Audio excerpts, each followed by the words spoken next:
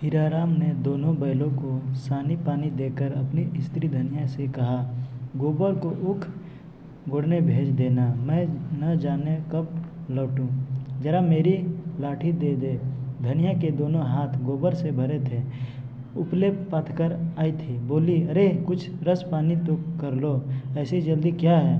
हीरे ने अपने झुर्रियों से भरे हुए माथे को सिकोड़कर कहा, तुझे रस पानी की पड़ी है। मुझे यह चिंता है कि अबेर हो गई है तो मालिक से भेंट न होगी। स्नान पूजा करने लगेंगे तो घंटे बैठे बीत जाएगा। इसी से तो कहती हूँ कुछ जलपान कर लो, और आज न जाओगे तो कौन हरज होगा। अभी तो परसों गए थे ना। तू जो बात नहीं समझती उसमें टांग क्यों अड़ाती है। भाई मेरी लाठी दे दे और अपना काम देख। यह इसी मिलते जुलते रहने का प्रसाद है कि अब तक जान बची हुई है, नहीं कहीं पता न लगता कि किधर गए।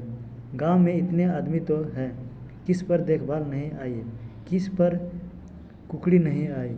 जब दूसरे के पांव तले अपनी गर्दन दबी हुई है तो उन पांव को सहलाने में ही कुशल है। धनिया इतनी व्यवहार कुशल न थी। उसका विचार था कि हमने जमींदार के खेत जोते हैं तो वह अपना लगान की ही तो लेगा। उसकी मदद क्यों कर रहे हैं, उसके तलवे क्यों सहलाएं। यद्यपि अपने विवाहित जीवन के इन 20 वर्षों में उसे अच्छी तरह अनुभव हो गया था कि चाहे कितना ही कतर विरोध करो, कितना ही पेट न तन काटो, चाहे एक एक कौड़ी को दांत के पकड़ो, मगर लगान बेवकाफ होना मुश्किल है। फिर भी वह हार नहीं मानती थी और इस विषय पर स्त्री पुरुष में आए दिन संग्राम छिड़ा रहता था।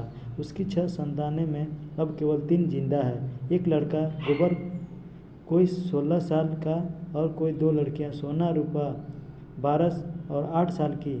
3 लड़के बचपन में ही मर गए। उसका मन आज भी कहता है अगर उनकी दवा दारू होती तो वे बच जाते, पर वह एक धेले की दवा भी न मंगवा सकती थी। उसकी ही उम्र अभी क्या भी 36वीं ही साल तो था, पर सारे बाल पक गए थे, चेहरे पर झुर्रियाँ पड़ गई थी, सारे देह ढल गई थी। वह सुंदर गेहूं रंग सांवला गया था और आंखों से भी कम सूझने लगा था। पेट की चिंता के कारण तो कभी तो जीवन का सुख न मिला। इस चिरस्थायी गिनारावस्था ने उसके आत्मसम्मान को उदासीनता का रूप दे दिया था। जिस गृहस्थी में पेट की रोटियां भी न मिले, उसके लिए इतनी खुशामद क्यों। इस परिस्थिति में उसका मन बराबर विद्रोह किया करता था और 2-4 घुड़कियां का लेने पर ही उसे यथार्थ का जनन होता था। उसने परास्त होकर होरी की लाठी, मिर्जाई, जूते, पगड़ी और तंबाकू का बटुआ लाकर सामने पटक दिए। होरी ने उसके ओर आंखें तरेर कर कहा, क्या ससुराल जाना है जो 5 पोशाक लाई है। ससुराल में भी तो कोई जवान साली सलहज नहीं बैठी है जिसे जाकर दिखाऊं।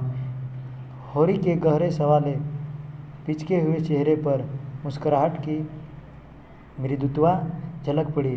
धनिया ने लजाते हुए कहा, ऐसे ही तो बड़े सजीले जवान हो कि साली सलजहे तुम्हें देख कर रिझ जाएंगे। होरी ने फटी हुई मिर्जाई को बड़ी सावधानी से तह करते खाट पर रखते हुए कहा, तो क्या तुम समझती है मैं बूढ़ा हो गया, अभी तो 40 भी नहीं हुई।